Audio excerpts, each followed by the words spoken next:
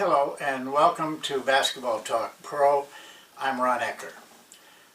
Today's subject is one that we have touched on before, but there seems to be a lot of interest in discipline and discipline with your players. And so I thought I would tell you what I know about it and also maybe give you a little hints that might help. I entitled this "Make Discipline Comfortable." I think you can do that. But I'm not talking here about the kind of discipline that's enforced with punishment, forced on people, dealing with troubled players, attitude-wise, different aspects of their personality. I really am talking more about the things that you do in a game that you really are disciplining all the time. I'm thinking more in terms of, take for example a drill that applies to what you do in a game, and teaching players how to do it in a disciplined fashion but with freedom. And this is a little bit harder. So I'm really talking here more about the discipline involved in having your team do what you want them to do under game conditions. And as I said, you really are doing it all the time. You're teaching, whether you're teaching technique or application, timing, chaos. It's a constant effort. And you might remember that I showed you that contest the shot drill. In that drill, though it was a simple drill, there was a lot going on as far as discipline was concerned. First of all, we had to discipline the players to the right technique. We wanted them to go straight up. We wanted them to get their hand up high. That's part of what I'm talking about here. And I'm also talking about application of that technique. How do you and when do you apply it? And the timing involved. You may recall that I made a very big point that you do not need to be right on top of the shooter. By the time you get there, it's probably too late. You can test the shot from wherever you are because that's going to have an effect on that shot. But the other part of that drill was we put them in a situation where they're in chaos. Most of the time when you're contesting, you really are contesting in a situation. You're not contesting, that's no problem when a guy's right in front of you. But when you got to move and work and get over screens and do all the things, we were trying to teach them how to play in that chaos and still have the calmness of mind that it takes to make decisions. They had to make many decisions in just 20 seconds of that drill, because games are like that. I don't know how many thousand games I've coached in, but every one of them are the same to me.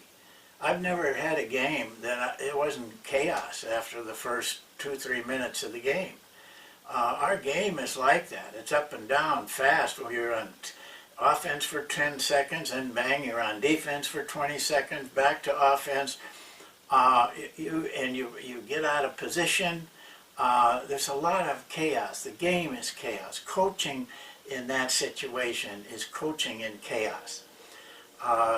So that kind of discipline has to it has to be developed as a habit.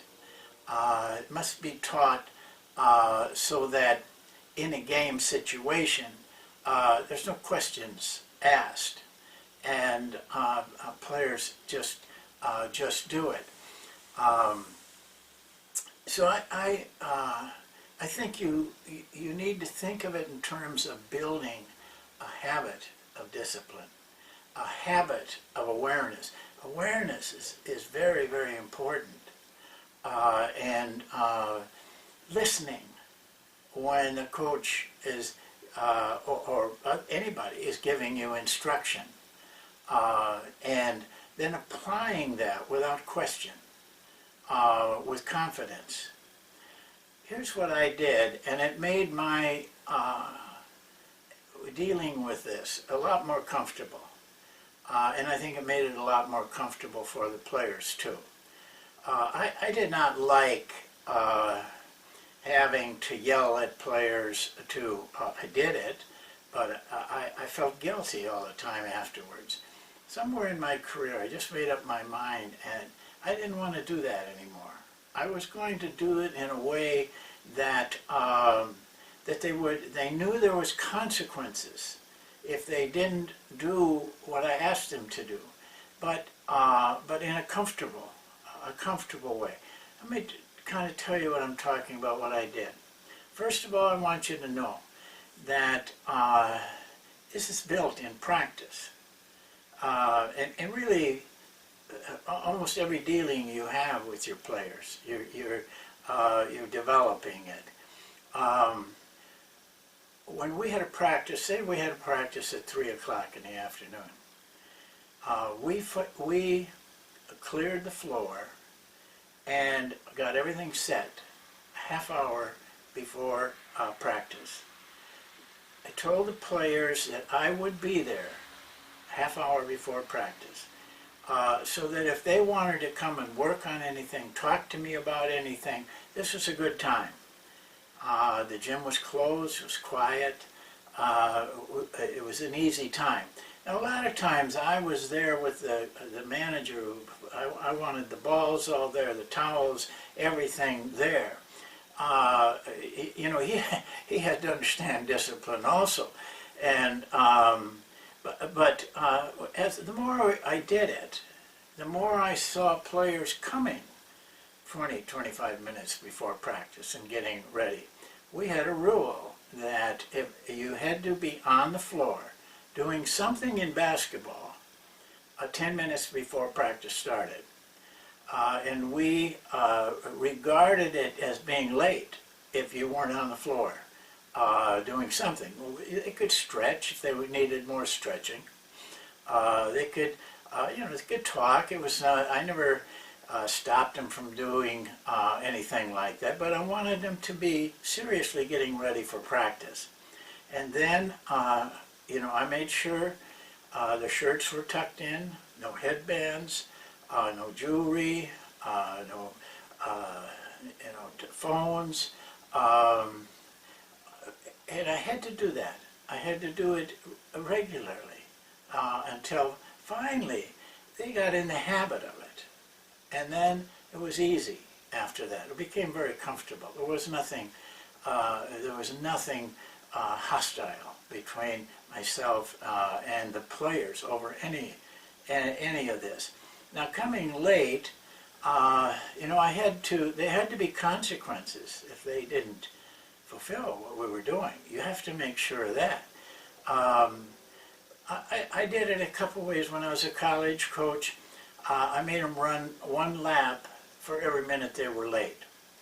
Now, the effect of that was that the other players, you know, got a lot of kick out of seeing these guys run around the laps, you know, so they tended to, you know, enforce it themselves. But when I got with professional players, I fined them, but not much, $1 a minute, and but then, and if I went back to college now, I would do something similar to this, but I knew I couldn't deal with money. But when we had a guy come in late, I told them, there's no excuses Don't tell me your car broke down, somebody died in your family. I don't. That's okay. I'm not mad about it. But you still pay the fine. And then we took the money, if it was $5, $4, whatever it was, and we let the team shoot for it.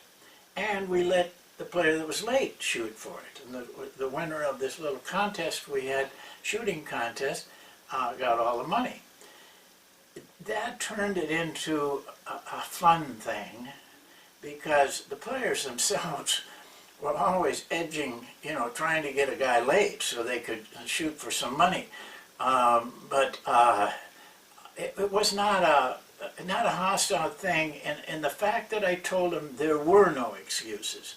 And I also told them this: if I'm ever late, I will pay the same fine you guys pay. I've only been late twice in my career. I paid the fine both times. And I wanted to show the players that it was for everybody, not just them. And then I had a set area of moving after practice started. At 3 o'clock, they came together. They knew that. And I wanted to know that. And I would have a little talk with them. Sometimes it wasn't more than a minute. Sometimes it was a little bit more. Telling, doing the logistics and everything. It was part of building a habit, because when they came together for that, they had to put the balls in the rack, and they had to carry them over there and put them in the rack. And then I started practice always with a 10-minute shooting drill, which they had to count their shots, and we recorded them. We went in 3-minute sessions and got two of them in 10 minutes. Again,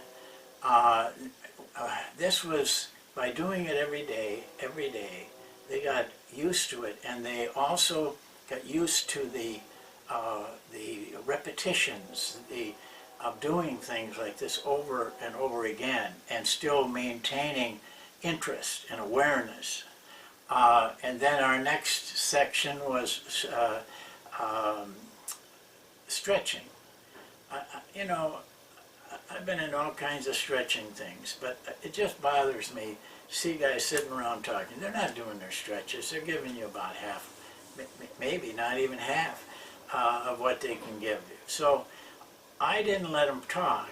A lot of guys kind of, wonder about that. But I had two reasons. One, I wanted them to really stretch. But second thing, maybe just as important, I wanted them to quiet themselves. There was silence in that gym. No one was allowed to talk. I didn't talk. My assistants couldn't talk. The only person that could speak was the trainer. The trainer used the same stretches all the time, so he had to talk very little. When I did this in China with the Chinese players, they had a kind of a thing I liked. They didn't talk, but the trainer would just bang his hand down twice. And that meant go to the next stretch. But that not talking, the silence in the gym, allowed them to quiet themselves. And also, I made a point to them: now get ready for practice. Don't be sitting there thinking about that new girl in the geometry class, or now get your mind focused on what we have to do today, what you have to do. I found that to be as helpful as anything we did. Then they knew that the next 5 minutes was on a defensive slide drill. We did the same thing every day. We had 2 shooting drills. We alternated them, 2 slide drills, and alternated them. We built in that period of 20-25 minutes a lot of discipline, a lot of comfort that we're going to do this, we know it, we're good at it, we understand it, and we were putting in their mind the fact that what we were doing, you had to do it. And pretty soon they got comfortable with that. They didn't fight it. It was just something that they accepted. because we were consistent with it day after day. This is what I would urge you. Be consistent. Any rule you make in regard to this, make it for yourself too. You have to be just as disciplined as those players. I believed in a lot of play, letting them get used to playing a lot so that they could apply these discipline areas.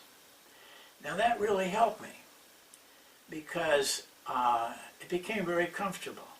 I remember when they got done with that shooting drill and they were going to stretching, they had been told that don't roll the ball over and have some guy have 4 or 5 balls going at him and have somebody else do it. I wanted them to get in the habit of doing things for themselves.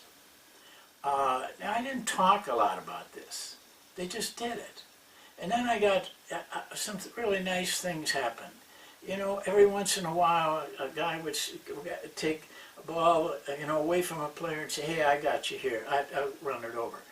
It was kind of a teamwork thing and a sharing thing. We were just building that kind of confidence and discipline. The key to discipline is that your players do what you want them to do without question under game conditions. You have to have that kind of a relationship with the players. You can't be in a position of arguing. You've all seen it. I've seen it. That the player is arguing. You don't have the correct discipline then. It shouldn't be like that. It should be you make the decision as a coach. That's what you're paid for. They carry it out. And that doesn't mean they don't have any freedom to discuss, but not in a game. You can talk about it after the game, but in a game, it just is yes, and I'll do it. And this is the kind of thing you want. When you look at your films, your players should be doing what you want them to do. If they're not, then I question your discipline. Now, I just will tell you this. You don't have any choice. If you want to stay in this business, you've got to be able to find a way to discipline your players. And I would suggest you learn how to do it without punishment. Only once I punished players. And I still am guilty about that.